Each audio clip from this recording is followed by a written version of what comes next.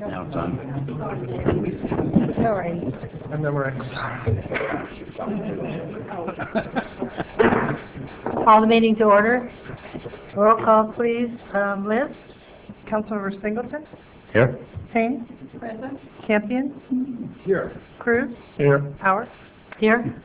We'll take a minute for silent prayer, please, and then the flag salute, and we'll have our city manager start the flag salute for us.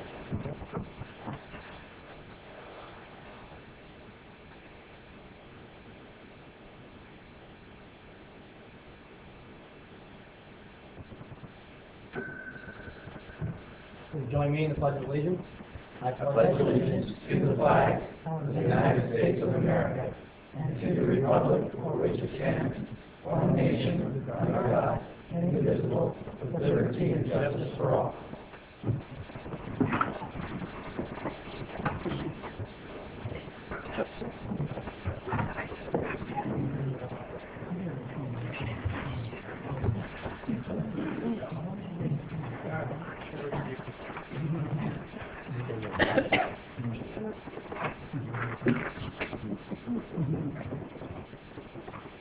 Okay, Liz, would you please read the video statement?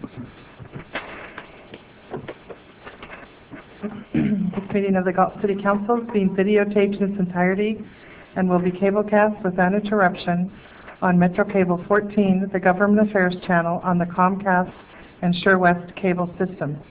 Tonight's meeting can be seen on Channel 14 and will also be webcast at www.saxmetrocable.tv this Friday and Saturday mornings at 9 a.m.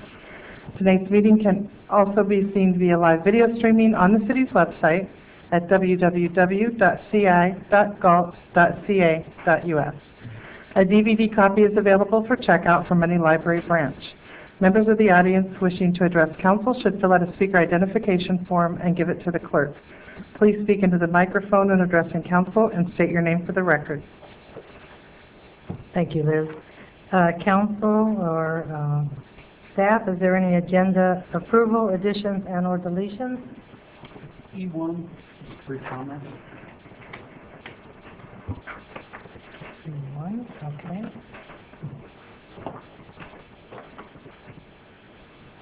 Anyone else? Okay. We have no presentations today, so Liz, could you please read the public comment? Under Government Code Section 54954.3, members of the public may address the council on non-agenda items.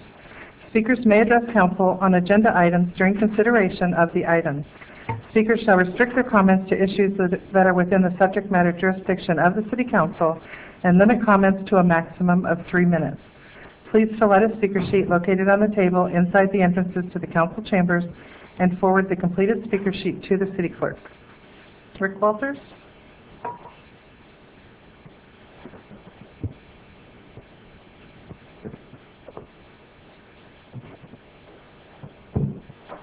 Good evening, Council.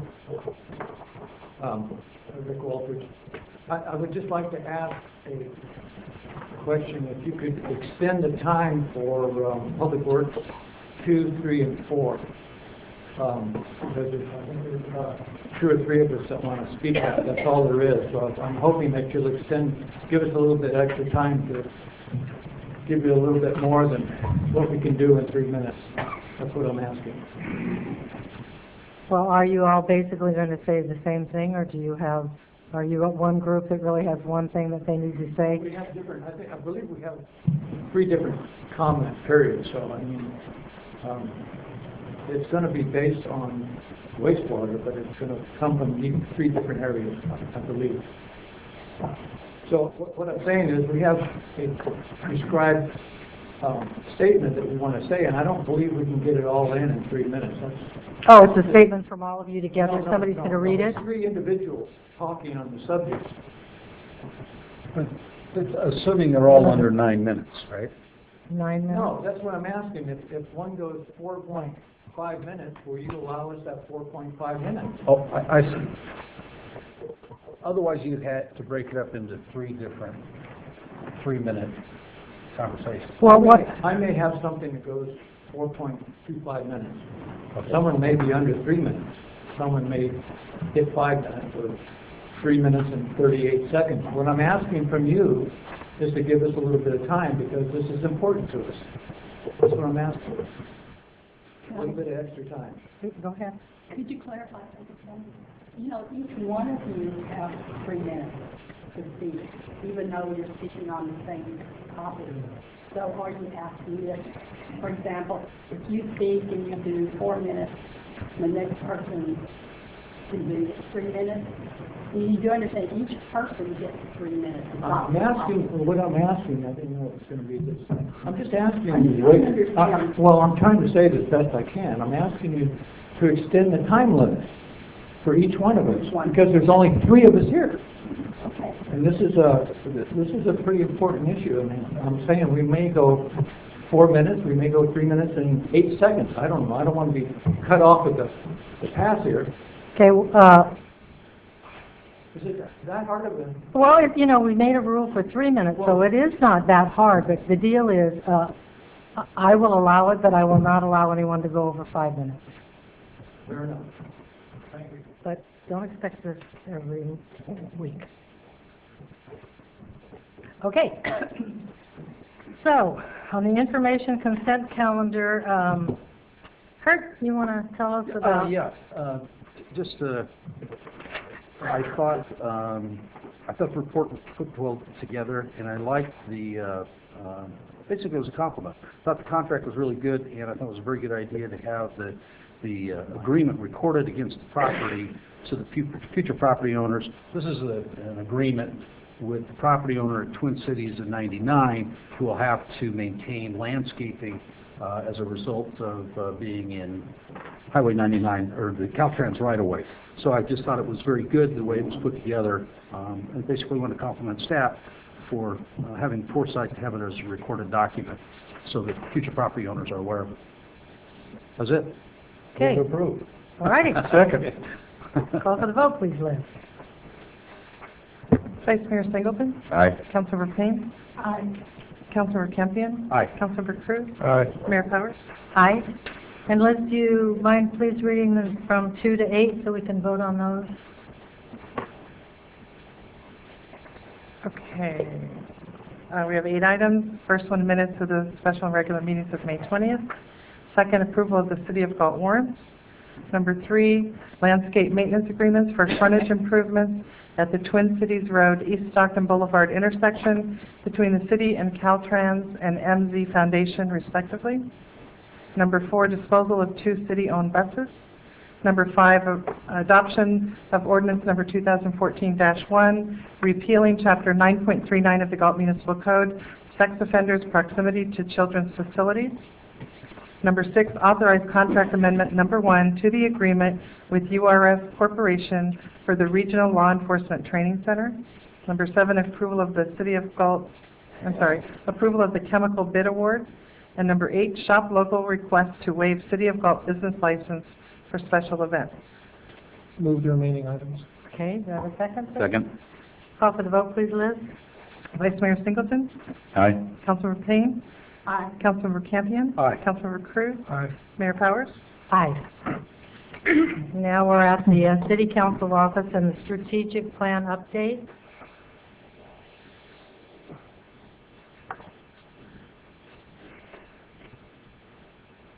Okay, so the first item is that on our 3-year goal is to enhance and maintain infrastructure and facilities. And we're highlighting number 4. Would that be you, Councilmember Payne, or are you going to let someone else? I'll do my best. All right. Thank you. Just to report on the progress for the Harvey Park project, Russ Flutie, who is sort of taking this project and running with it, held a forum at the Harvey Park on Sunday, and he said it was well attended. And he's been invited to speak to the residents of Galt Place further on the community gardens. Now, this is the subject that I'm talking about this time. We also met with Janine St. Clair, and she has put together a layout, and we hope to present the whole layout to the council, possibly the next meeting or the one after that. Let's see, what else? We've had the Lots USA. We know where the water is. We know where all the utilities are. And we discussed with the library about possibly starting a seed library once we get going. And that's all on the community gardens. In addition to that, the beautification committee have, I'd say, like 99% completed their project there. I think they still plan to put a bench. But the pathway is in, the flowers are planted. We need to adjust the water a little bit so they all get watered and just some maintenance stuff. But we're making progress. It looks great. I drive by it every day. It looks very nice. It was a wonderful job. Thank you. Now the next is enhanced economic, right? Economic development, yeah. Enhanced economic development. So ahead of you, huh? Number 4, Community Development Director, present to the City Council for action award of a contract for the consultant to prepare a comprehensive update to the zoning code. Yes. Actually, this will be formally coming to you for approval of the contract at our next meeting on the 17th. Good to know. And next, you're up again. Contingent upon authority from the state to spend bond proceeds, complete the CEQA review of the entertainment complex and make a recommendation to the City Council for action. Okay, I'll actually turn that over to Ms. Yeah, I'll take this. I mean, this will be a good opportunity to apprise the council and the community some great progress at the state legislature to allow agencies to spend existing bond proceeds. The council remembers that we have over $6 million in available bond proceeds for our continued redevelopment of our Old Town entertainment complex, railroad property, those types of things. There was an assembly bill that was passed last week by the full assembly. There's a Senate bill that's scheduled to be considered shortly by Steinberg. So we're hoping those two bills come together and then it lands on the governor's desk here in the next couple weeks. And if the governor signs it, then we're ready to go. Well, that'd be great. We'll keep our fingers crossed on that one. Thank you very much. And if anybody can call anybody up there at the big house, give them a call. Already done. Pull some strings, you know. Next. Who's doing that? Oh, I'm sorry. I thought I was coming over looking at Liz going, come on, Liz. And geez, okay, we're at improved financial stability, and we're at June 10th. The finance director will, with input from the management team, will identify and recommend to the City Council for action new or revised service fees, if any, to be charged by the city. Yes. We have received the draft report and we are working on that. We are hoping that we can still bring that at the budget workshop on June 10th. If we are not able to make that deadline, then it will be on the June 17th. But we did receive a draft report. We are fine-tuning a couple of program fees right now. The draft report has been available to the public. There are not significant changes to it, but we want to be sure that we're just double-checking it for accuracy. So June 10th or June 17th. Thank you, Inez. All right, now. We're at, thank you. Attract, develop, and retain quality employees, and we're at May 1st, HR administrator. Inez, do you want to talk us about the monkey survey and the survey? I'm sorry, Paula. No, that's fine. I did that. I was looking at you, but sorry, Paula. That's fine. Good evening.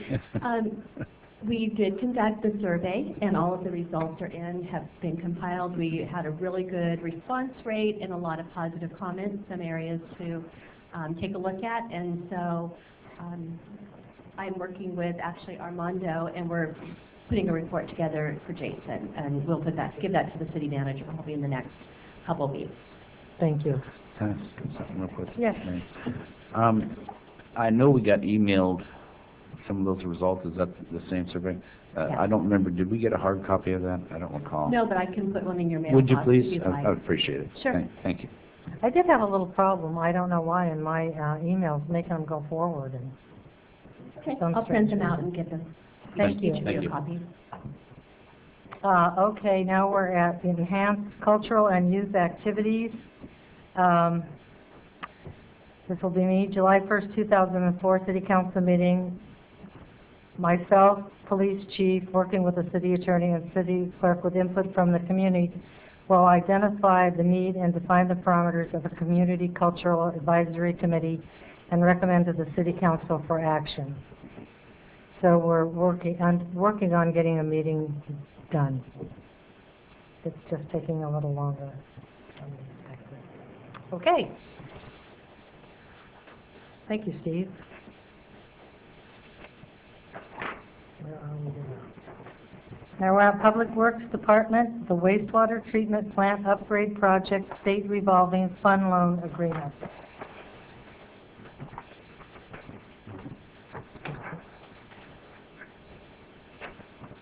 Bear with us as we get that PowerPoint up, and Mark Clarkson is coming up, our utilities manager, to present this item. Just before he starts, we are passing around handouts if you wish to have something to take notes on. I apologize, I ran in a little tardy tonight and I'm still catching up. The next two items, we're going to make a single presentation for items 2 and 3. That would be the wastewater treatment plant upgrade project, state revolving loan fund agreement, and award of the construction contract for those improvements.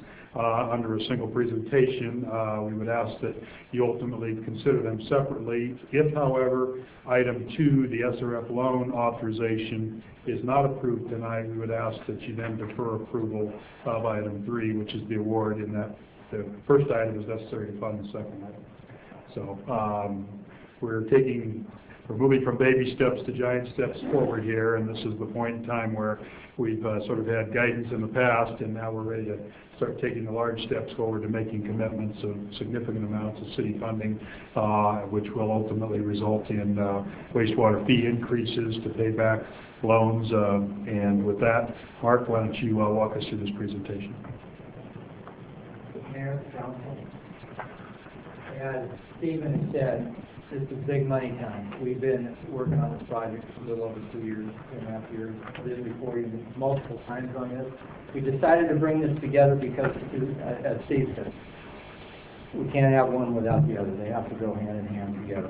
One is how we're going to pay for the project, and the other is getting a construction award to a contractor. I won't go through all this. You have it in front of you. I was asked to keep this under 2 hours. See what I can do about that. You've seen this slide repeatedly because I just keep reiterating, this is a regulatory requirement. This project is all the result of that. When I came here back in 2011, I realized we were already a year behind in the project, and we had 3.75 years to get this thing done, a 5-year project. And it was required in our discharge permit of 2010 to have our mandatory limits met by 2015 in September. When I first looked at the treatment plan, I realized that we weren't going to be able to meet the requirements, the discharge requirements that we had at that time back in 2011, and that we were going to have to do something much bigger than we've ever accomplished out there at the plant. So we went ahead. Many things have been before you. The wastewater treatment plant facility master plan got underway and was approved. The environmental impact report, and the master plan takes us out to build out of the city. It was working in conjunction with the general plan. We did design services. We've already awarded the construction management services. Final plans and specs, and we're at this point where we've opened bids. We've had a preliminary financial plan before the council. We will be coming back with that, a few recommendations for policy and such. And we've got before you tonight financing documents and construction bid award. The installment sale agreement is the item number 2 on the agenda. And we have previously approved resolutions back in March. There were 3 resolutions authorizing several things for the city manager to do, and what the city would also guarantee to the state for the loan. We have an interest rate of 1.9%, which is really great. We have a 20-year term loan amount. Back about a year and a half ago, we projected this project being around $27.5 million. We're down around 26.4 right now, and those are actual costs. These are not estimates anymore. We have a construction bid cost. We have what we think are going to be contingencies. We have design costs. We have planning costs. All of those are in there. And even though the construction bid at this time is around 18 million. We're putting in for the loan amount for 26.4 million because we don't know how much we want to get in reimbursed. We can reimburse everything that we've done to date so far. It's just going to be some policy decisions that we'll be bringing back to you in the next month or so. We have in the sale agreement, there's a few changes, editing. The legal department reviewed it. The public works department has reviewed it. We've requested the state to consider a couple of changes to it. We'll be bringing it back to Steve Rudolph and Jason with regards to meeting our expectations for that ISA. Wastewater treatment plant. We had a lot of people bidding on it, a lot of interest in it, and receiving 9 bids for this project is pretty good. We had 5 bids under $20 million, and the $20 million was the low end of the engineer's estimate. We had 5 bids under that. So GSD Construction, we did a really extensive background review. Not only I did a background review of everything from the project manager to the subcontractors, but also with West Yost, we did a account review, a financial review. We really did extensive review on them. They're a good company, have a good record. Everybody likes working with them. Everybody wants to continue to work with them. We have for the additive items that we bid 8 items, but after looking at the bid costs and the present worth to the city, we decided to hold off for it this time and do it on a future stage, probably as we start getting more significant growth, more than what we have right now. And it might be 10 years out before we need those 4 items. So we decided to delay them, but we do have 4 that we would like to do at this time. I could read you this stuff, but pictures are so much better. You have headwork getting some improvements. This is the outline of the plan. You can see almost everything of the plant gets touched on with this regulatory improvement. We get rebuilt oxidation digits plus another new one. We get rebuilt clarifiers plus a new one. We get our biosolids that are going to get rebuilt. Additional biosolids handling facilities because we're going to be developing a lot more solids here. We get a new lab building that's going to be rehabbed, turned into a really state-of-the-art lab. And we also have some addition to the admin facility to take in more of our personnel utilities and also to be able to be our central office for the both water and sewer utilities. We have some of our aging infrastructure is getting replaced just because of the regulatory needs that we have. He's only 25, not aged yet, so we'll let him before we consider replacing him, Brandon. But we have in our bid additive items, we have remodeling of this facility, in addition to the utility building. We're going to take some old sites that are already have been abandoned, and we're going to demolish them and cover them over. And we have this road here that's going to be probably unusable and unpassable by the end of this contract. So we looked at rebuilding this road at the end of the contract. Mark, what was that building, the first one you planned?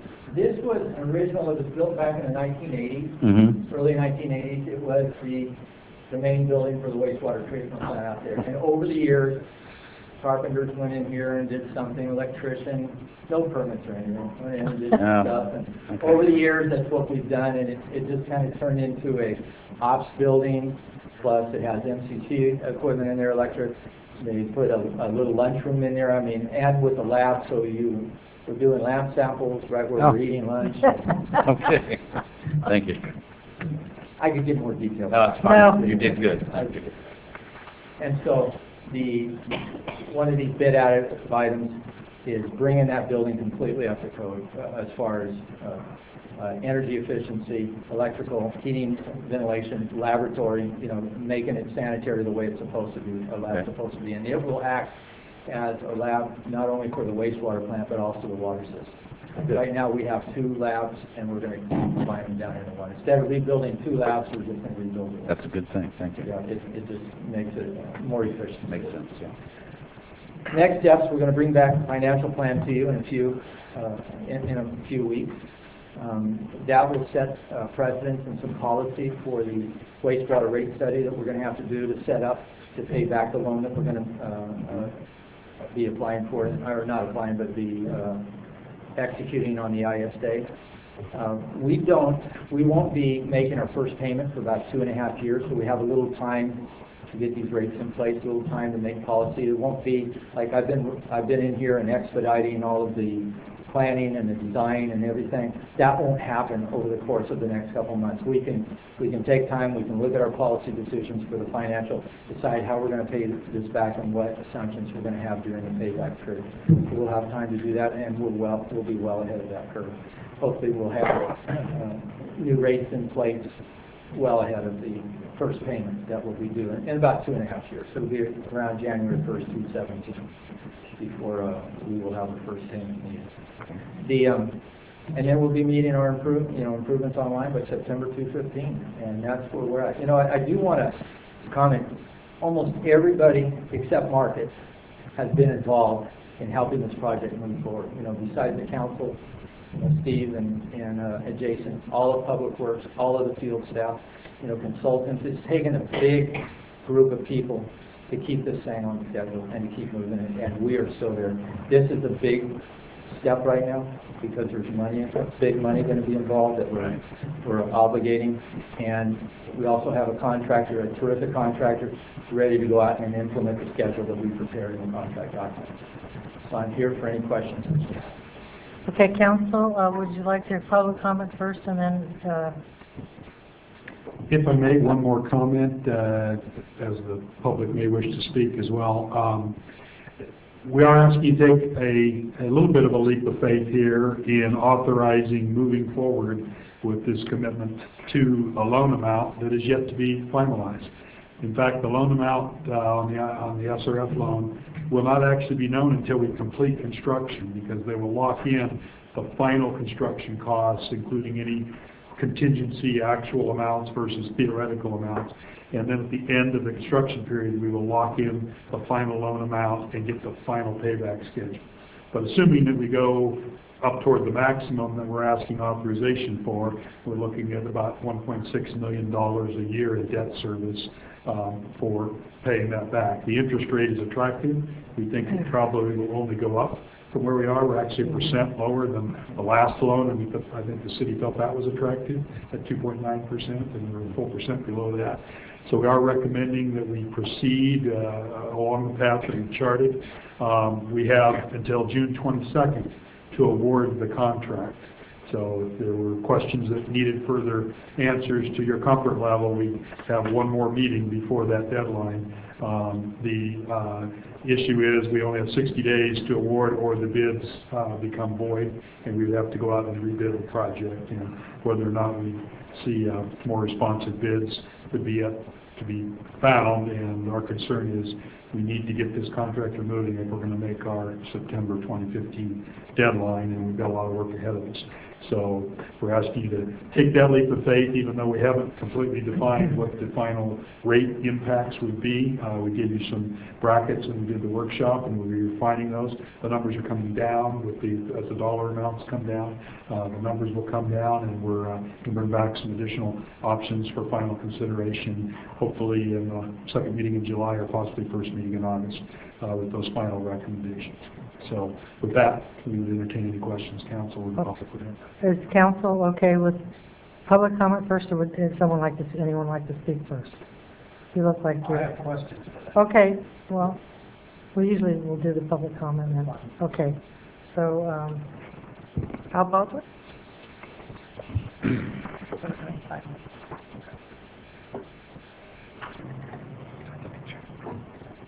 Yes, it's Al Baldwin. Yes, the concerned citizen of Galt, and yes, I'm here with a very, very simple question.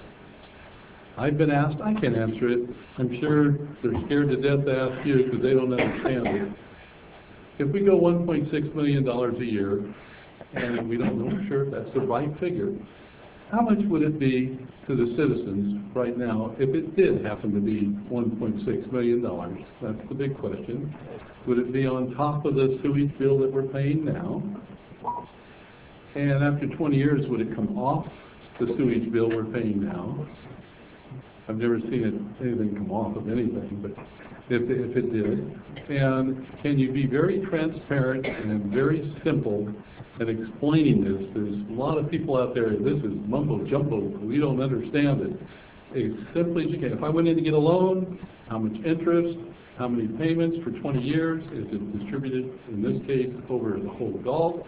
The people that are using more of this improvement going to be charged more? Are we going to be charged less if we're not? Is it one equal payment for everybody?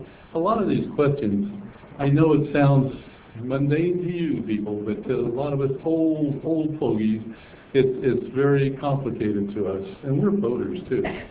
But if you could be as simple as you can, it would be highly appreciated. I know it's hard, but if you could do that, I would appreciate it, and others would too.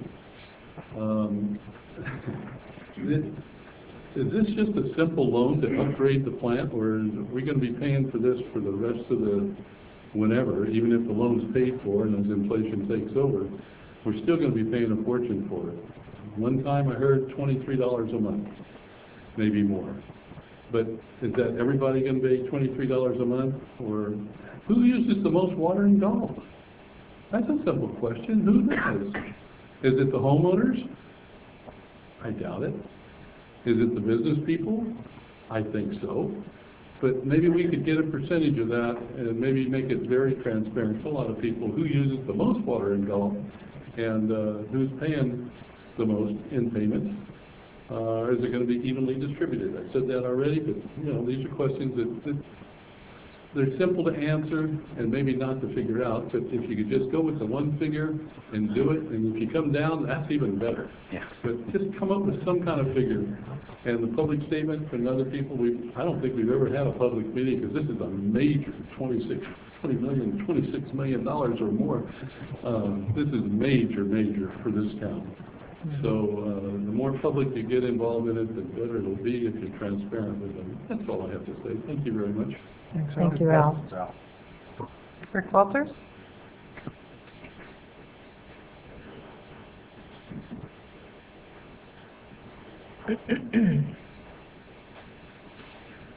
Thank you, Council. Rick Walters.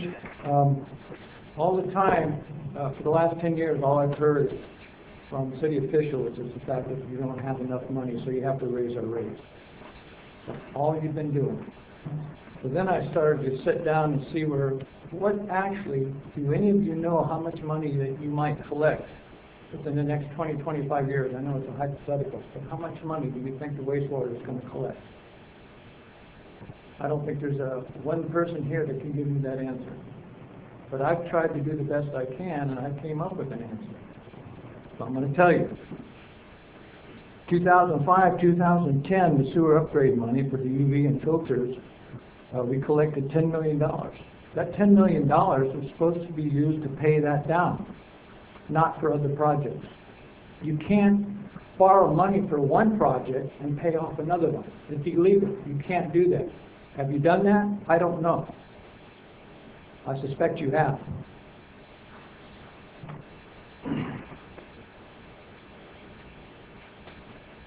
The $11.02 we pay now for the upgrade for a period of 20 years is $23 million. That pays that back. As homes are built, they come on to the grid. In other words, they start paying additional fees. That could be anywhere from $0 to $5 million. The transfer of the general fund money, which is $787,000 per year for 20 years, comes out to $15.7 million. All this council has to say is, hey, Jason, we're going to stop this. We're going to use that $15.7 million, keep it in the wastewater treatment plant fund, and help pay for this $26 million. You can do that as a council. The general fund, instead of being $787,000, would only be $5 million. You can do that. Then you have the existing sewer bill at $35 a month for 20 years. That brings in $73 million. That's not all going for operation and maintenance. You're going to have some cushion in there. You always do. Then you got the sewer with the CPI for 20 years. And you're probably gonna go 2% a year. Well, how much is that gonna bring in? That's gonna bring in maybe another $10, $15 million. And then, during the course of all this, you're gonna build new homes, 150 new homes, 10, 20 years. That's gonna bring in another $26.2 million just on the impact fees. And then you have the property tax money. I figured 7% of the property tax money. I might be a little off on this one, but that goes into the general fund. You can use some of this money, instead of charging the homeowners, you can use some of this money. It's up to you. You can do it. You don't have to go along with what they want. It's up to you guys.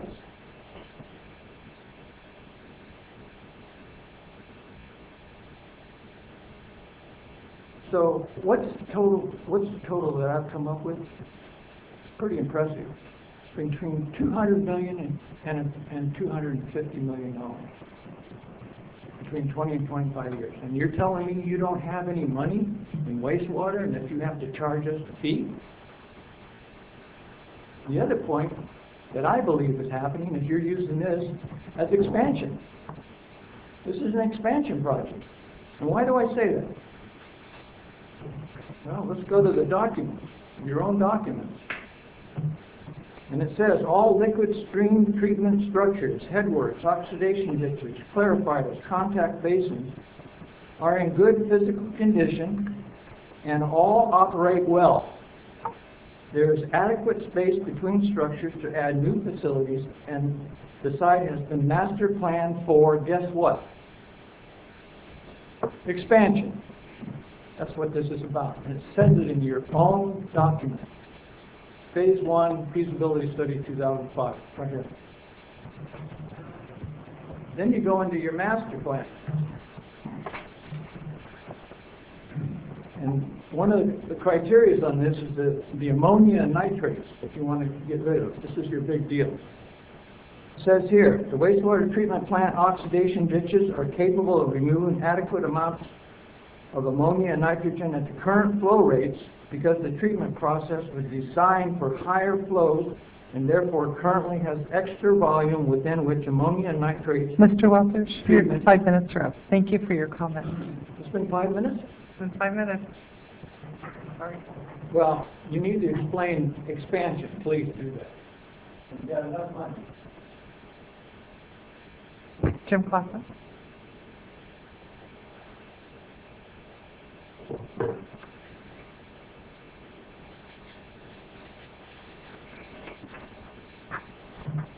Mayor, members of the City Council, I'm here to talk about the wastewater treatment plant also.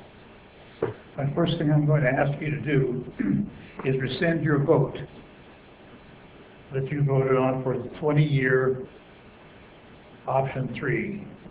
And I'd like to see you change that to 30-year option 3. This will have the least amount of impact on our seniors, on our people with fixed income, and these are also the people who live in our community that you should be watching for. My second question is this part of this an expansion? Are we putting more into our sewer treatment plant to handle the future growth? If we are, all those fees should be allocated separately so we know how we can charge the developer when we annex their property, that they can pay these fees. Because I don't see where it's right for the taxpayers of Galt to give the new developer a benefit on our dollar. So I would ask you to take a look at this. And if there's a Melrose that can be set up, if there's our numbers at least set up in the future, somebody should pay for that other than all the taxpayers who are here now. My other question I have is, according to your document, based on option 3,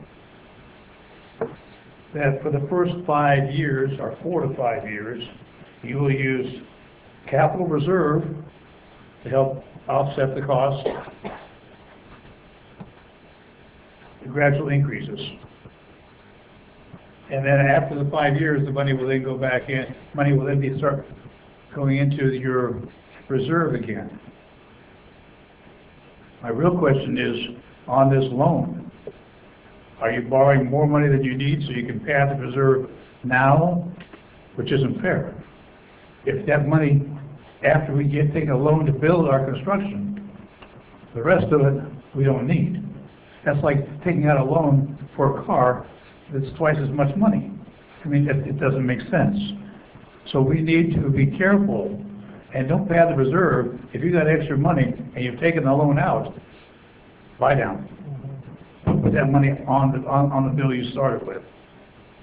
And that's what I'm asking you to consider tonight, but I really would like you to consider the vote. Because the people of Galt really need a break. Everything's going up, and we certainly could use your assistance in that. Thank you very much. Thank you, Jim. Thanks, Jim. Dan Jimenez?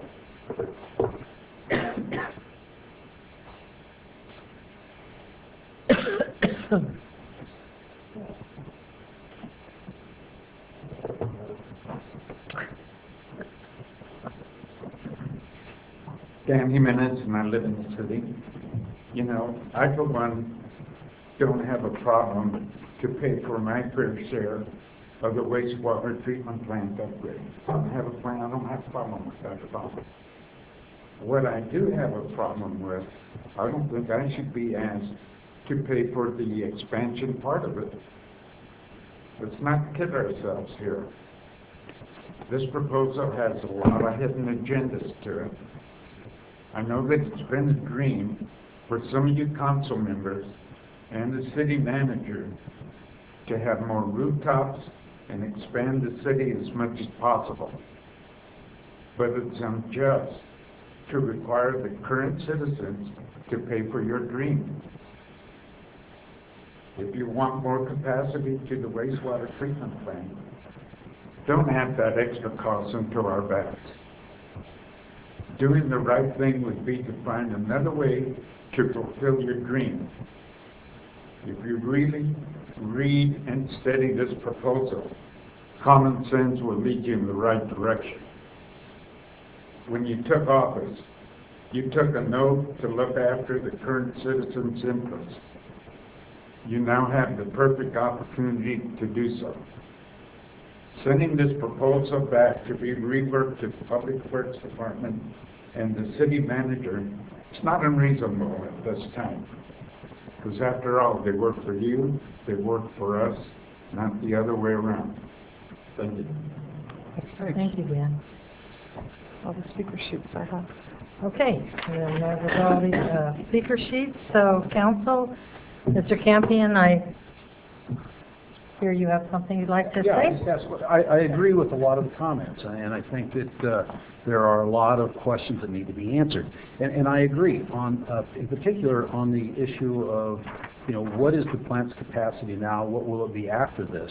My understanding it's a 3 MGD by adding the additional clarifier and oxidation ditches. Years ago, it was my understanding that each time you added one of those, it added about 1.5 MGD to the system. And I don't know, is that still accurate today? Mark can give you details on sort of what's driving the regulatory requirements. These improvements will not get us a rating increase on the total capacity of the plant. It will remain at 3.0 million gallons per day. We're currently running at about 2.2, 2.3 million gallons a day. Yes. So the current plant is sized for the footprint, for already approved. We've got subdivisions with bare lots in them that are approved, waiting for houses in size to fit that, and they've already paid an impact fee, or will as they pull their building permits. The remainder is to serve existing population. You're correct, Councilmember Campion, when you heard that it was about a 1.5 million gallon increase for every oxidation ditch. That was under the old BOD loading that's been installed, and I won't get into all those details. That was on a pre-2010 requirement. In 2010, they said we will achieve a much lower organic loading into the delta, into Laguna Creek, into a receiving water. All of a sudden, that turned these guys into less than 1 million gallons each, the way that they're built. We're modifying the two that we have. If we just left them the way they were, that they are right now, we would have to have 2 more ditches, not just 1 more ditch. But we're going in and modifying the 2 that we have with more pumps, more mixers, to put air to the system so it can handle a larger load and be able to get that effluent that we need to have. This plant, if we were going to, right now our entire objective at the beginning of this was to maintain a 3 MGD plant. That's what we're permitted for. And we had considered what size this would be if we were just going to stay at a 3 MGD plant. And it would be about half that size, an oxidation dish. But then our hydraulics wouldn't be right. There'd be a lot of things that are not correct. With that, we would have to, it just wouldn't work. It'd be like putting a smaller wheel with 3 other wheels on your car. It's just not going to operate right. So we built the oxidation ditch, same size, put in the facilities, and to make a long story short, that one particular oxidation ditch can handle more flow, but not the clarifiers. In order to go about 3 MGD, we're going to have to add another clarifier.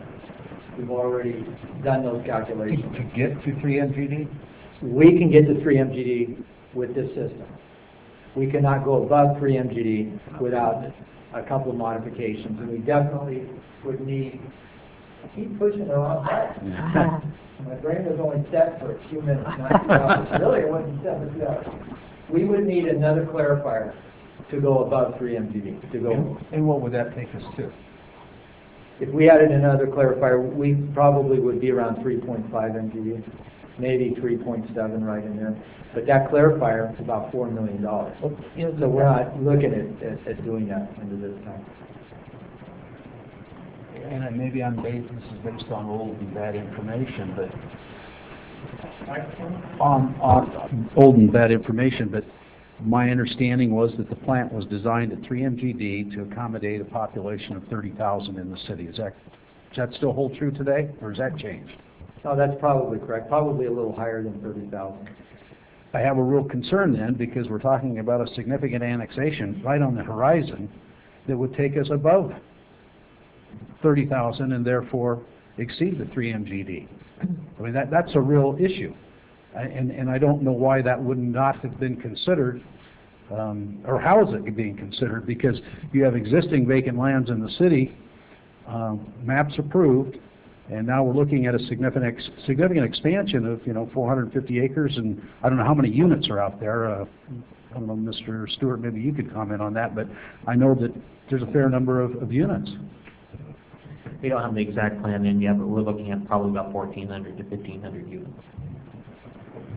Yeah. When we did our master plan, that's when I sat back and I could have had this thing designed and constructed in 1.5 years. But we threw the master plan in there because the council just went through a general plan. Right. We said, okay, let's look at how the build-out's going to be, because I'm not a soothsayer. Let's look at how the general plan did. We had some problems with the growth rate, so that was a lot of working back and forth with the planning department. And we looked at increments. Okay, we'll keep the 3 MGD plant right now. It'll incrementally increase to 4.5 as needed, and then 6.0. So that $800,000 that you spent over the last year or 2 years ago to about a year, last in August, it was adopted. It talked about all of those scenarios, making sure that our footprint is going to help growth in the future. And so the additional oxidation ditches, the additional clarifiers, more clarifiers would end up going in this direction. It was all plotted out to have a 6 MGD plant, a growth, but in a stepwise. And so we have a footprint already set, and we have an EIR that will take us out to 6 MGD. We went through that whole process. So right now, as you indicated, 1,400. We're probably good for a little over 2,200 to 2,500 new residential homes on the existing plant capacity that we have right now. 0.8 MGD is about 2,200 to 2,300 homes. And if we get the meters installed, that might even be a little lower than that. But we are not, none of this was being driven by any expansion. But we had to look forward to what expansion would happen.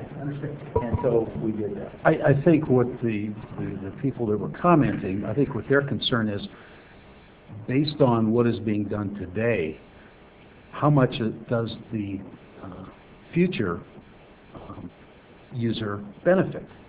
And I think that that's real critical in determining the cost allocation between the current ratepayer and the future ratepayer. Absolutely, and that's what the rate study is all about. But before you get to the rate study, percentage-wise, what are we talking about, you know, upgrade versus expansion? Because it's been very vague in all of the reports. It mentions it in several places, but it doesn't talk about, you know, what percentage or what allocation. You know, if I throw a number here, it might be presumptive, but 2 years ago I threw a number out saying that the rates will probably be affected about $20 a month. You know, and I said that 2 years ago, and that was with all kinds of. I'm not talking about rates. I'm talking about cost of this upgrade. What portion would be allocated to new development versus serving existing residents? My estimates right now with just this nitrification project is about 16% of what we're doing.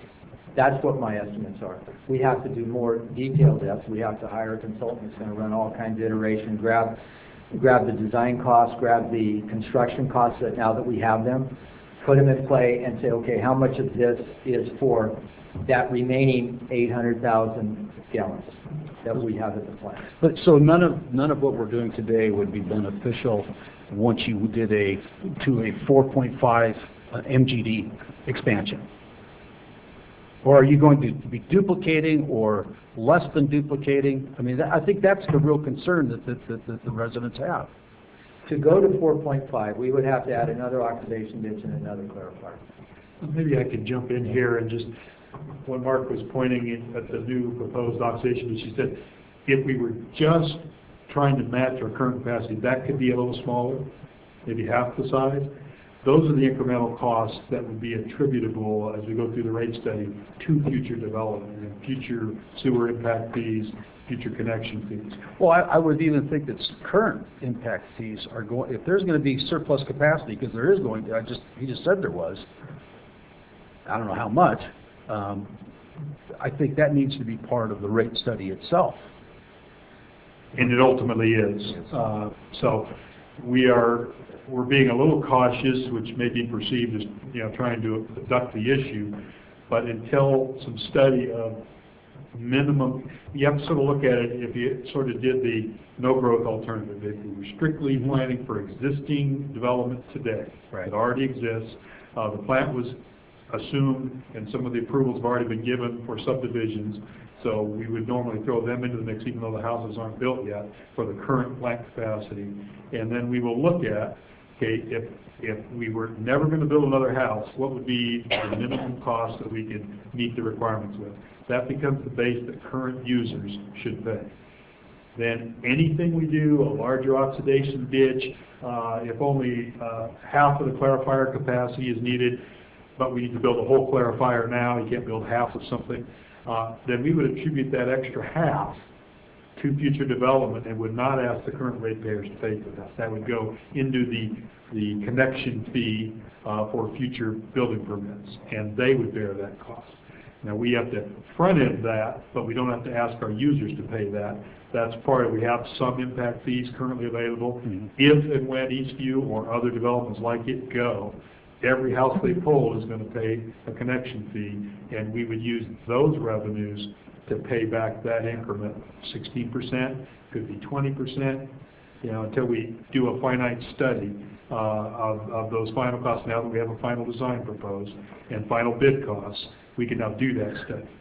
I follow what you're saying, but I don't know that I necessarily agree with the baseline analysis. Baseline analysis takes approved or vacant land in the existing city.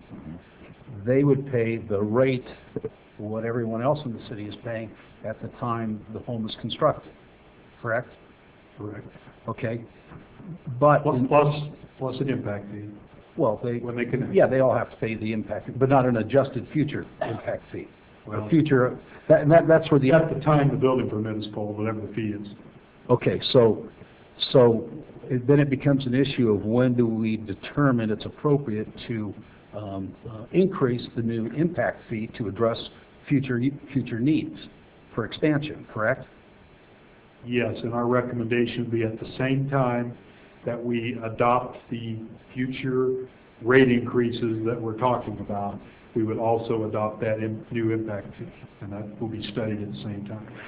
But that impact fee, again, that impact fee addresses the 16% or whatever percent it turns out to be, which in theory then, if Eastview goes and uses up the capacity, existing properties in the city would then have to pay the cost to expand the next expansion, which is 4.5 MGD, right? I mean, if the capacity is used, and that's what I'm hearing, there's a likelihood or a possibility of that. Current property owner paying, been in the city for a number of years.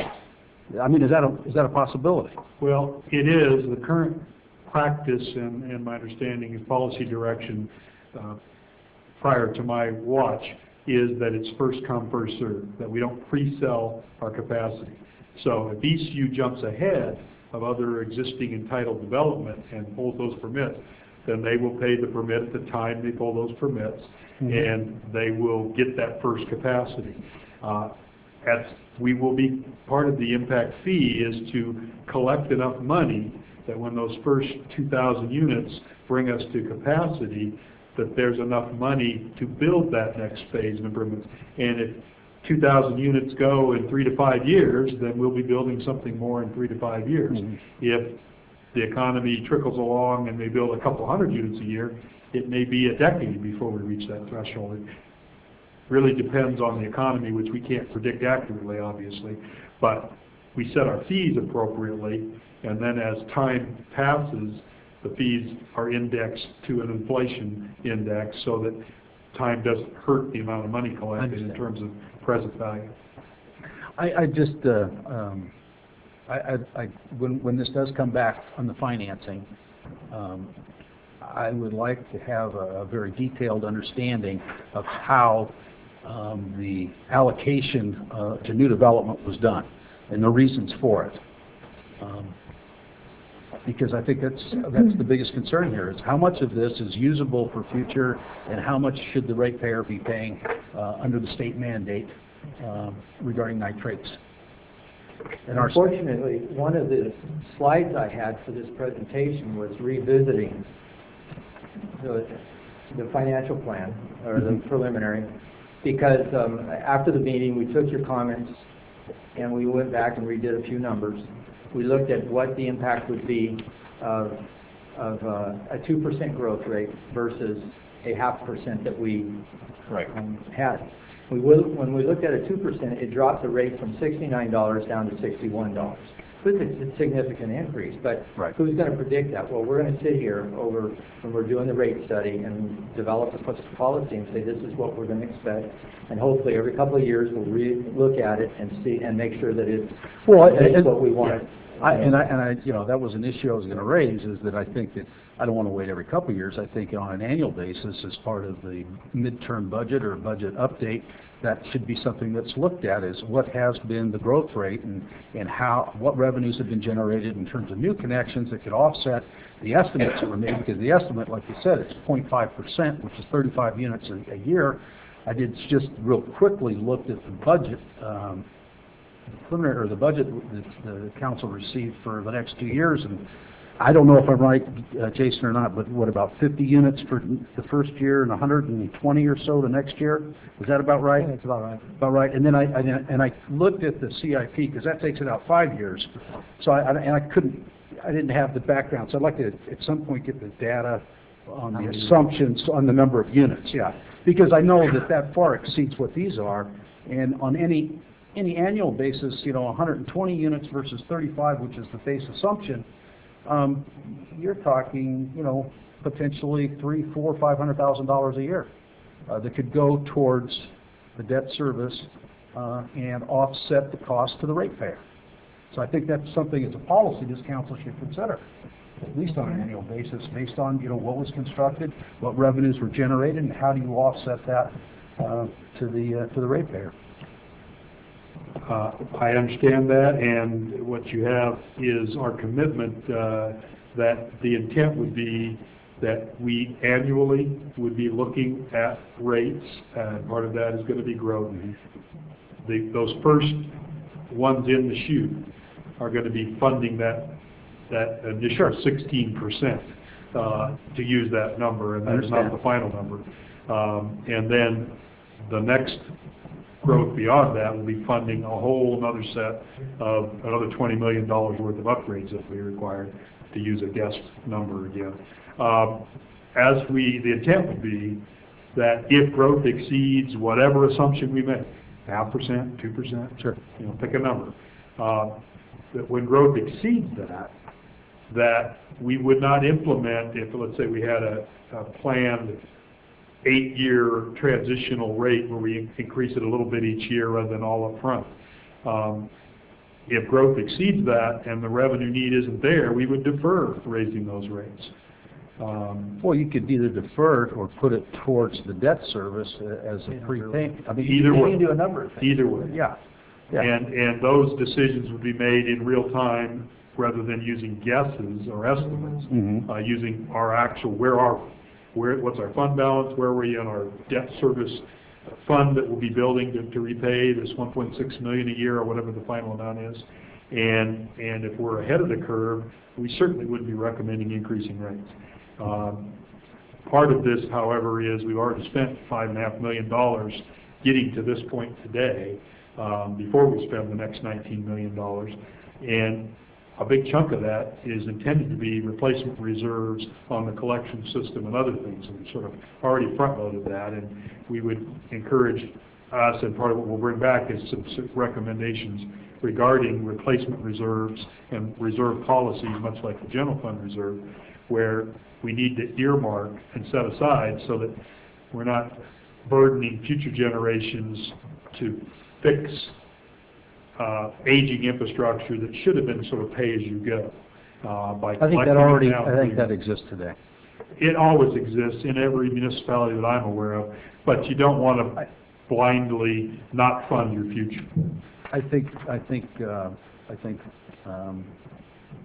there'll be a lot more discussion on that topic. I agree, I understand what you're saying. I don't know that I agree with it, that as a ratepayer you pay once and you have monies accumulated in a reserve, and then it's expended, and then you have to replenish it through a bond issue. I don't know that I really agree with that, but that's for another time.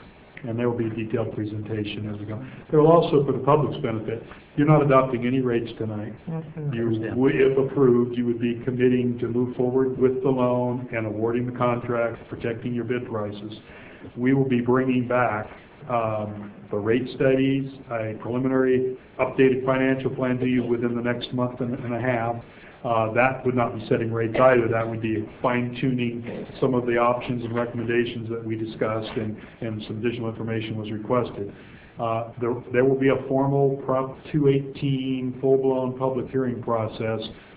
The earliest would be a year from now. It could be up to 2 years from now, depending on what the rate studies indicate for proposed timing. We do have to start making payments in about 2 years, assuming we complete the construction in September of next year. And so at some point we've got to either pay the first loan out of reserve the first year, or we have to collect that as we go, and that will depend on the timing. And your council will be involved in setting that recommended time frame, and then ultimately all of the users will have a say in whether or not to protest those rates, and it would be a majority protest process. A question was asked that probably is worth answering for the council, and that is, well, who pays, and is it on top of the current bill? Any rate increase would be an additive. How long would they pay? For the life of the debt service. Now, within 20-year horizon, if that's the continued direction that is received, it is likely that the state will impose, yet again, more regulatory requirements. These things don't get more relaxed with time, they get stricter. And it's likely that during the life cycle of paying off, just as we're right now, we're 5 years into the current bond, and here we are with another loan issue. These things stack up, but we would be keeping track, and when those debt service requirements end, then as part of the annual budget process and mid-year budget updates, we'd be looking at the revenue needs going forward. And all of a sudden, if a debt service drops off, if we haven't already got a new debt service for future improvements, then rates would likely be recommended to come down. And since I've been here, we did recommend that rates be reduced based on better than anticipated bid costs on the previous improvements. And that happened just as I was walking in the door.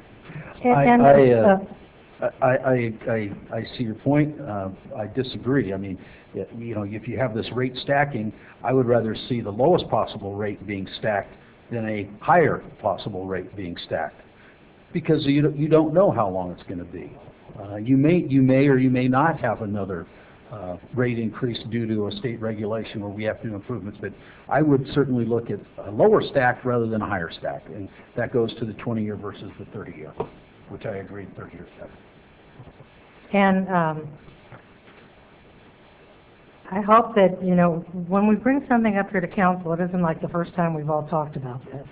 So a lot of stuff seems repetitious, and I'm sorry that you have to keep repeating everything, because I would encourage everybody that's got concerns about all of this, I'm not saying you have or haven't, but if you don't come down here and at council, at least watch the council meetings on the tube or internet or whatever, because you know, this was a lot of work and a lot of time, and everybody has concerns and questions, and I understand this, but this isn't just something that we just brought to the council tonight. And another thing that Mark said that's true, it's a lot of this is regulatory. We're not bringing this up here because we want to raise everybody's rates. A lot of things that are to happen, we have no control. Mark is next, and you. I still had some questions there, but Oh, go ahead, okay. Mark. Well, go ahead. No, Mark. Go ahead, Mark. Well, mine, Kurt, how much Kurt's brought longer, up, Kurt? No, it's okay. Go ahead, Mark. Kurt's brought up some very, very good points, but I want to go back to something else real simple here. We're asking for a loan, a revolving loan of $6,400,000, correct? Or $26,400,000. The rotating loan from the state. No, You asked for the asking- maximum amount. Yeah, 26.4 maximum Right. at this time. And the estimated amount for this is $19,613,000. That's the current award That's the current. recommendation. 3 questions. First one, and it always drives me nuts when I see this on a classification. Other costs. What are they specified? Okay, other costs include that are eligible would be to reimburse the reserves that have been spent on the facilities master plan. Costs have been spent on preliminary and final design, costs have been spent on environmental studies, and that's $5.5 million in counting. That would also include construction management, estimated to be around $2 million, and other costs to administer the project going forward, staff costs. Okay, and I see our contingency was bumped from $1,017,000 to $2,042,000. Specific reason why that was done?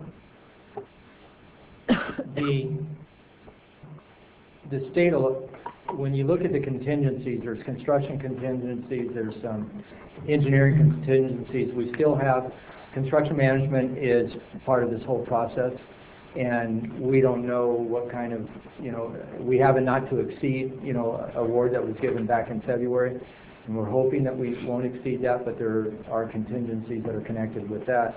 Contingencies connected with engineering services during the design, review of submittal, review of design impasses and stuff.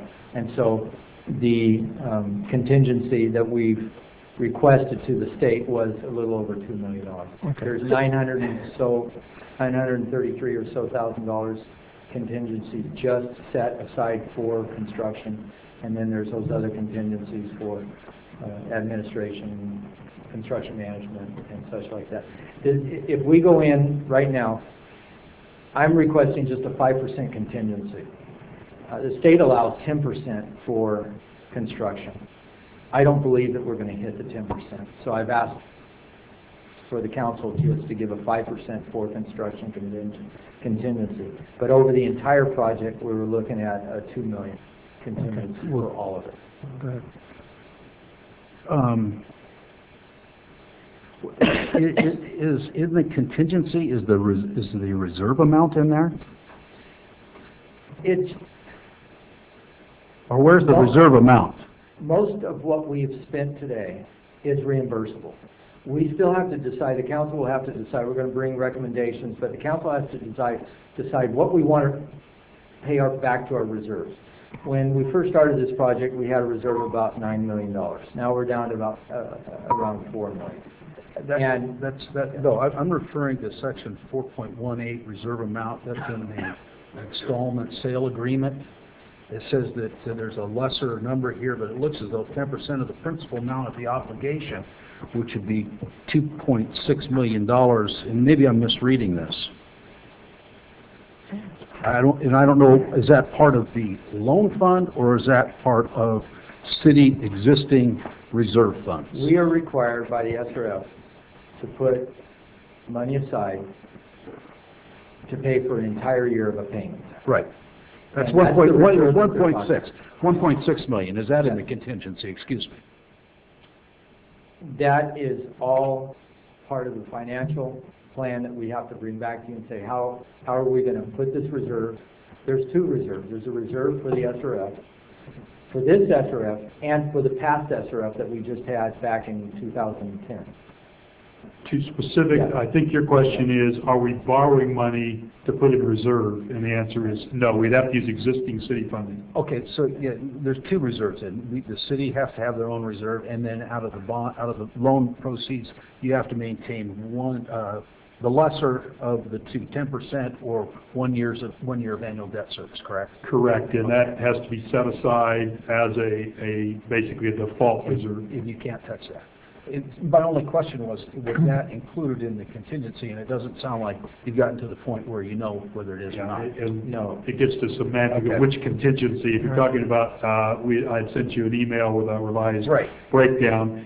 It is not in that contingency because we can't borrow the money to create the reserve. That would have to come out of existing funds, whether it be the $4 million or monies were reimbursed for monies already spent would be fair game for that amount. The last part of the question, this is kind of important to me, maybe important to people out there as well. Our current discharge, we are meeting or are we exceeding what is being required of us by the state water resources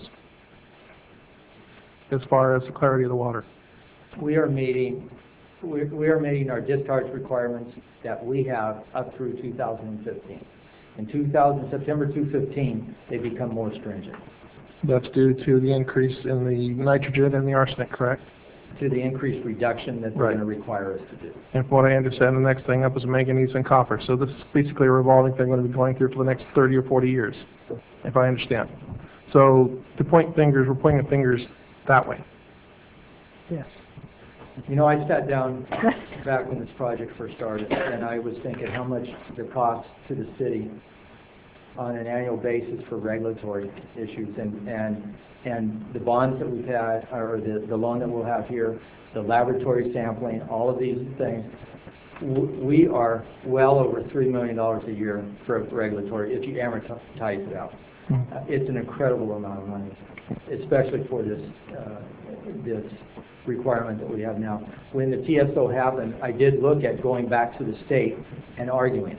You know, talked with a few consultants. It's an incredible impact for us.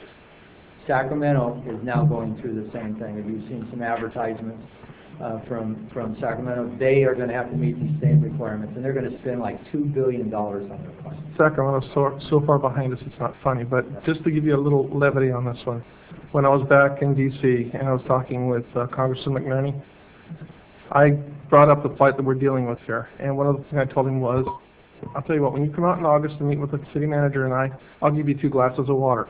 One from the discharge, one from the well. So you tell me which one's different. His eyes got the size of saucers. Yeah. Because I actually believe that water's cleaner than what we're taking out of our wells because of all this regulation. It's no longer water. It's liquid. It's now leaching. We had brought before you a year and a half ago a new laboratory contract to award. And in that, it had all these samples that we had to take for water and all these samples for wastewater. Samples for water was 1 page of samples, about $30,000 a year worth. The wastewater samples were 4 pages and about $120,000 a year. And it's just unbalanced. But that's where our regulatory, where it is. Welcome to California. Thank you. Councilmember Payne. Yeah, I have a few questions, and I want to say I think this was a healthy discussion, and I think it's going to really give us some direction as we come back to the public, as our concerned citizens said, being transparent. One of the questions that was brought up tonight, and I'm not sure that I can ask it properly, but maybe you remembered, and it was, did we use money for the water sewer treatment plant for other projects? Under my watch, I haven't seen that.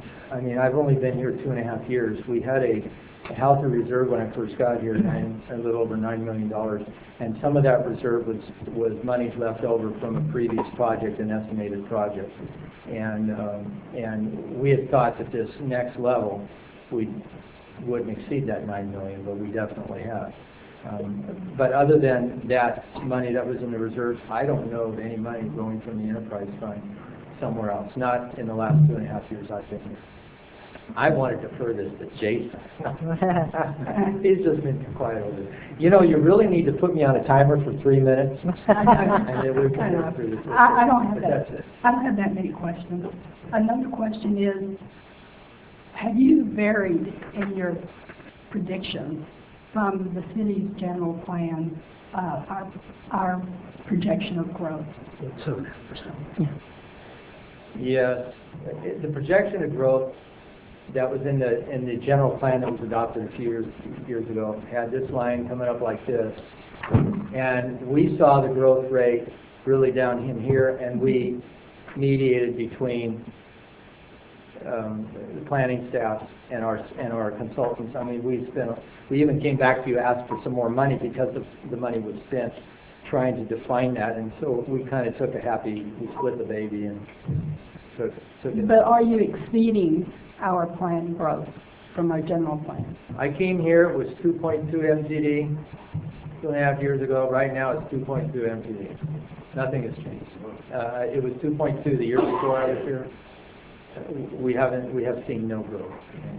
If your question is, in the assumptions being made for the financing, have we assumed a more aggressive growth rate?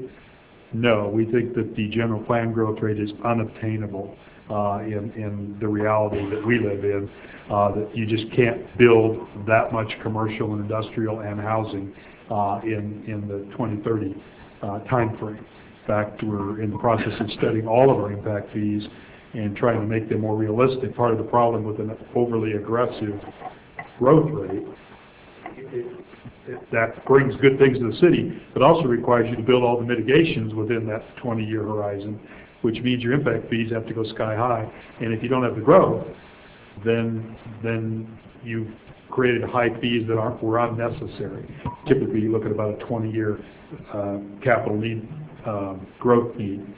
So part of our current studies for water impact, sewer impact, storm drain impact, traffic impact, is to look at what is more realistic based on what we know today and making some more conservative assumptions likely to occur in the next 20 years and right-sizing our impact fees for that more realistic growth rate.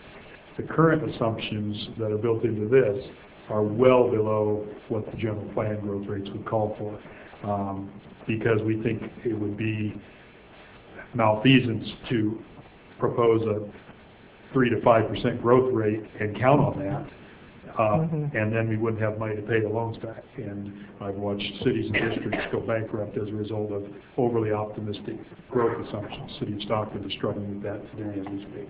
Exactly. To shed a little light on that, the whole reason that the growth rate is what it's predicted to be in the general plan is because the city council at that time was adamant on the amount of land and the type of density and the amount of industrial and commercial land to be developed within the general plan horizon. Well, when you have X and you have to push Y into it, those are the numbers that came out. They're not realistic. And I agree with you, but it's what the general plan says. And that was driven by the city council because that is what they wanted as a land use plan. So. I guess then finally, what I'm hearing is that every step of the way, there will be opportunity for input from the community as we progress with rate studies, et cetera. Absolutely. They'll all be brought to council in public session, and when we get around to the rate setting hearing, those are public hearings by definition under Prop 218, and they'll be fully noticed with at least 45 days notice by law. So the answer to your question is yes. I have to just mention that I remember some years ago when we were struggling with meeting the requirements on our wastewater treatment plant, that we ended up putting pretty much a moratorium on issuing permits because of the fact that we had reached our capacity, or we were looking at our capacity. And it was a very difficult time for everybody involved, and I hope that we do better this time. On my watch, that won't happen. If the council supports. Okay, thank you. Where's their signature? Okay, were you finished, Councilmember Campion, or did you have more? Just one question with regard to the recommendation on the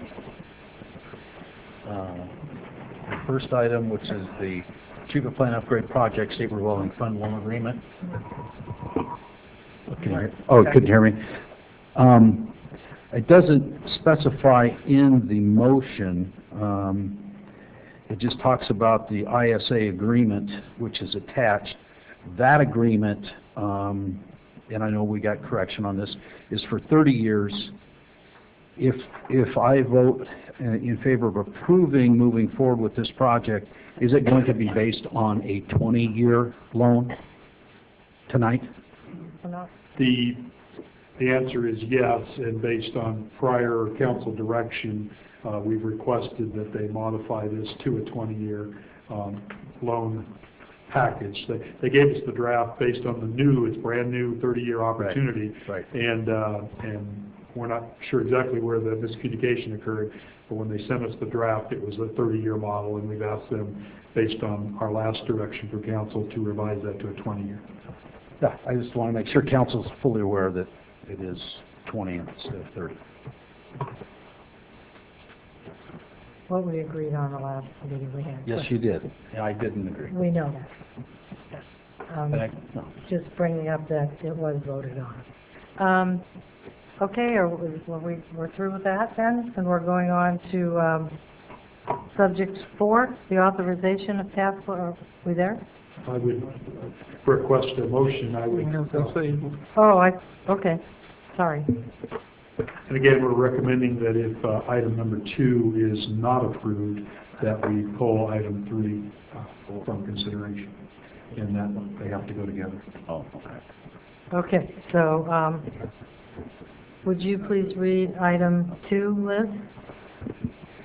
The recommendation, adopt a resolution authorizing the city manager to proceed with finalization of an installment sale agreement with the State Water Quality Control Board to finance up to $26,400,000 in project costs related to the proposed wastewater treatment plant upgrade project. It is also recommended that the Finance Director and Public Works Director be authorized to submit loan payments, request reimbursements for eligible project costs, and represent the city with respect to administration of the terms of the ISA, the installment sale agreement. Do I hear a motion? I'd make a motion, but I would amend the motion to go to a 30-year loan term. Okay, do we have a second on that? Okay, so dies for lack of a second, correct? That's correct. Was there a second on the first motion? I didn't hear if there was one. Well, he interrupted with he wanted to amend that motion, so I don't think it was finished. She moved. Oh, I didn't hear you. Oh, Yeah, she moved. Oh, I didn't even hear it. Oh, Okay. I'm sorry. So that's okay, so now what do we do? Because she moved and he, So there was a motion on the resolution as read by the city clerk. Is there a second on that motion? on that motion. On this, Go ahead. on this number 2, right? Yeah. Yeah, I'll second Staff that. recommendation. Okay. Call for the vote. Please. Vice Mayor Singleton, Aye. Councilmember Payne, Aye. Councilmember Campion, Big fat no. Councilmember Cruz, Reluctant, but aye. Mayor Powers, Aye. Motion passes. 4-1. Okay, so then we need to make a motion on 3, correct? Yes, by law, we have to say. The motion passed To 4-1. offend anybody with that motion, by the way. Oh, you didn't offend nobody. No, you didn't. We knew where you were 2 weeks ago. So, I guess we gotta respect the man with his convictions, That's you right. know? No. And just to clarify for legal purposes, the motion passed 4-1 with Councilmember Campion dissenting. Okay. Now, on to number 3.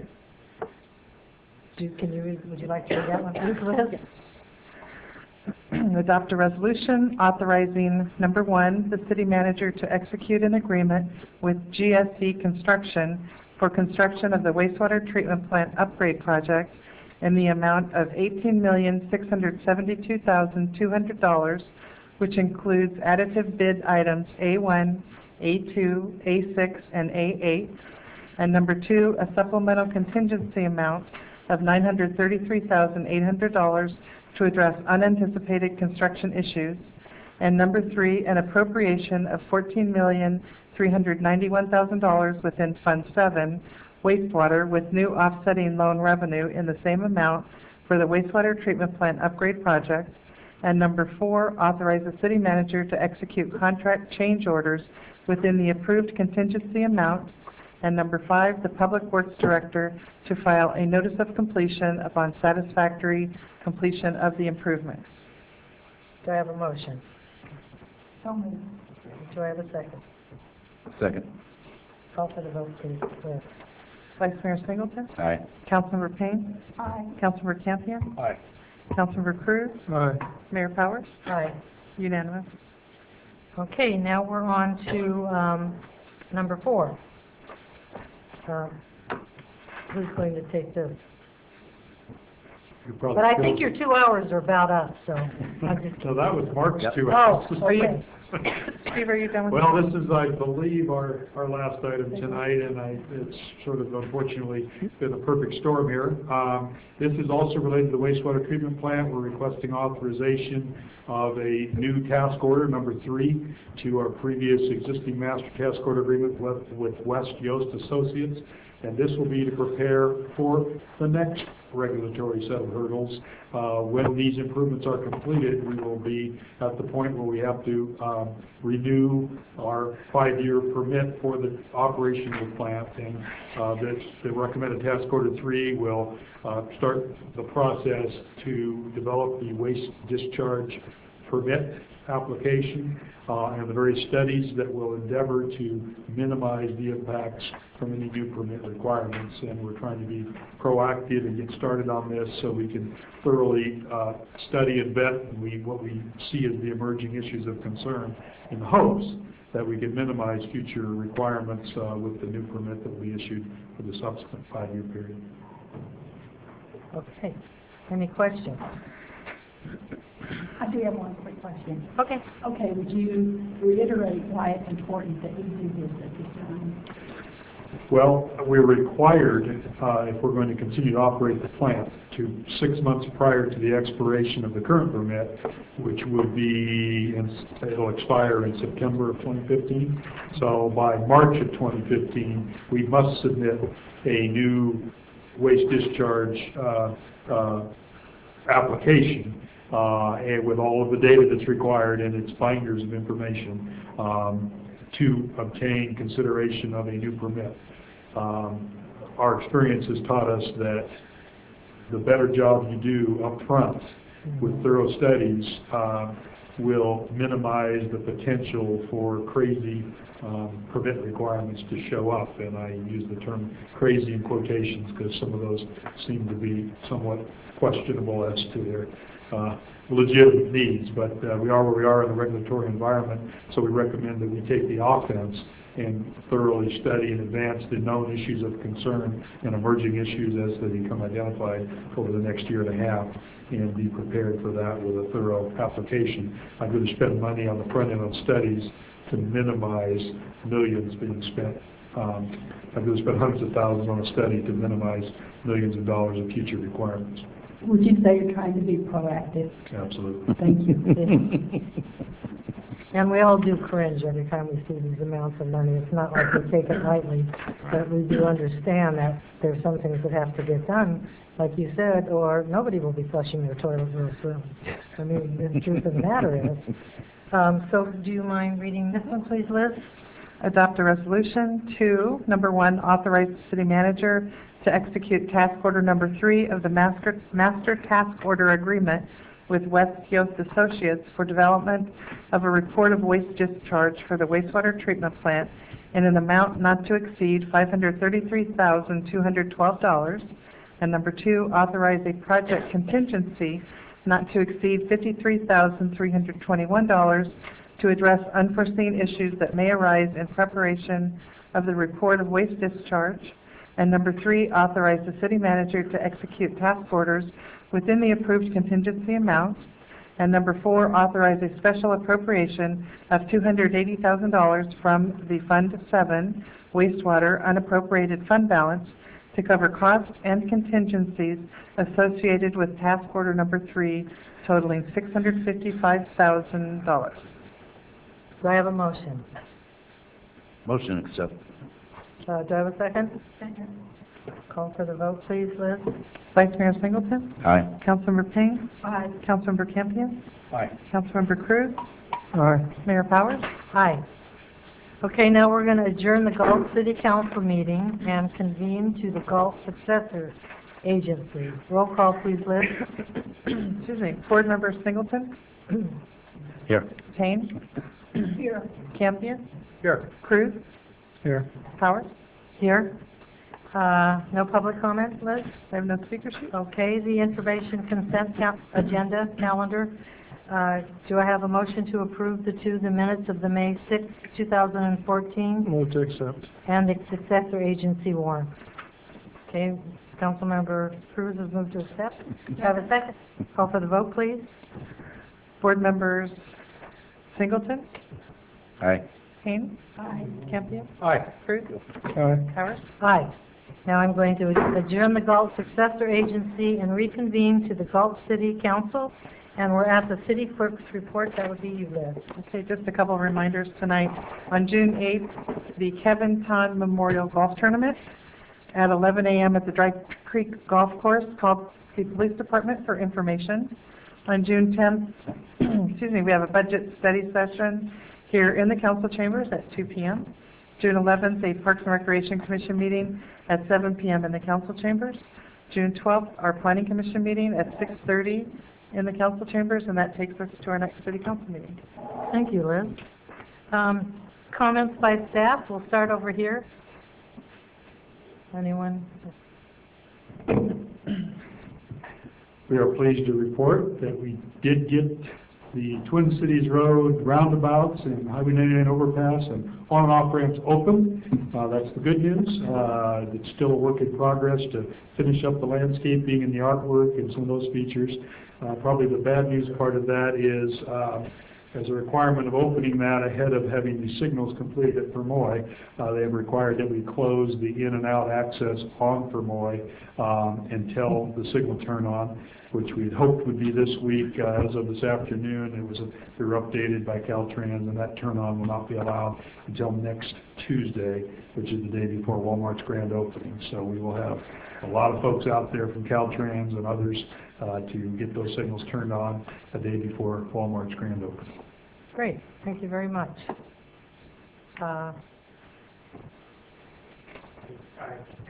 Something.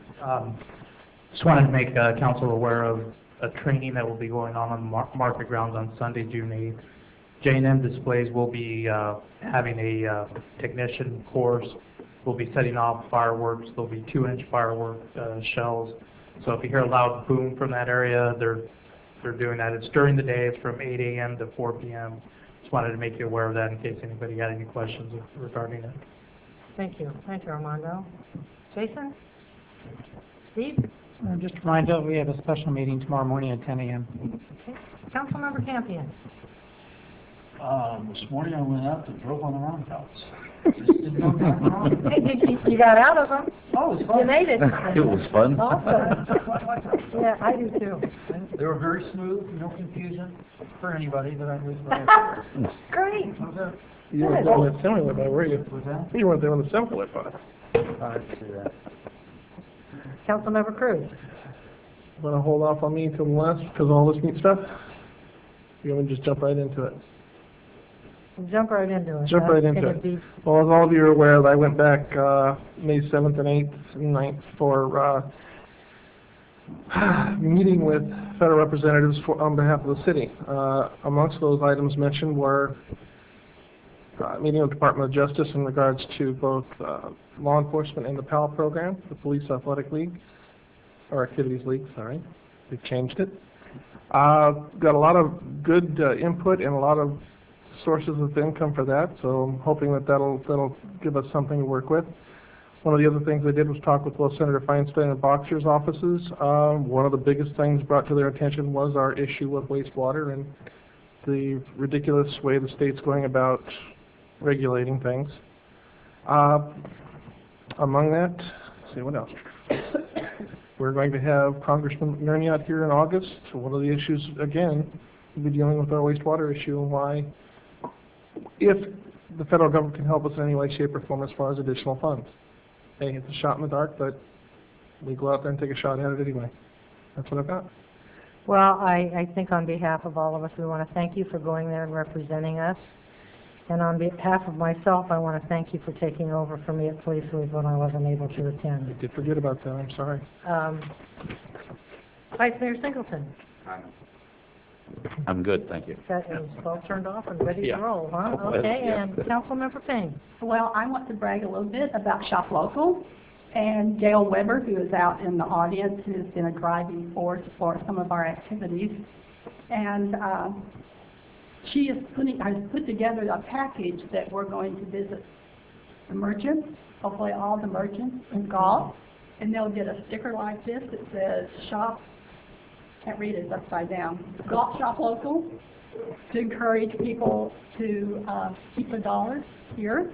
They will also get, here, I'll just pass it down, and they will also get one of these maps that's been updated a little bit, showing some of the things that has happened since we first did this. They'll get that. And then they will get this wonderful brochure about what we're all about. And we're trying to educate the people to keep our dollars at home. In addition to that, as you know, we've been putting on a display in the vacant building at Lincoln Way and C Street. And today the Galt SFA put a display in. And it's about, believe it or not, floral arrangements. And so I urge everybody to go by and see the good work that our youth are doing. And I do have pictures of it, which the concerned citizen took pictures for me, and I'll share that with you. But the best thing is go by and see it in the real. And secondly, the Galt Youth Committee has just given 3 scholarships to the 3 different high schools of $600 each, including Esralita. Thank you. You're welcome, and thank you, Barbara, for keeping that going. It's great. Shop Local is great, and everybody remember to keep your dollars here in the city of Galt, because we need them for the wastewater. Yes, we do. Upgrade. Yeah, whatever you want. This week I had the pleasure of graduating the Tiny Tots, and that's always a fun thing. And Parks and Rec puts on they've got 2 really great teachers, in case you don't know, for all the little ones here in town. Parks and Rec does a wonderful job of having that program, and it was just a lot of fun to go out there and see all those little munchkins all dressed up and getting their little trophies and heading on to kindergarten.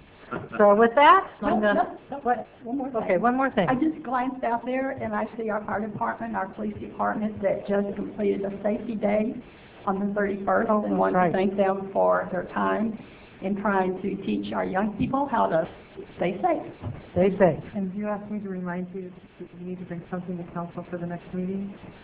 Did I tell you what that was? She's living on Texas time. Transportation. What was it? Travel. Travel. Yeah, I need to talk to the council next meeting on my travel money that I have left. Okay. That's what you wanted me to. That's what I want to do. Okay, and, good night and God bless. That's it.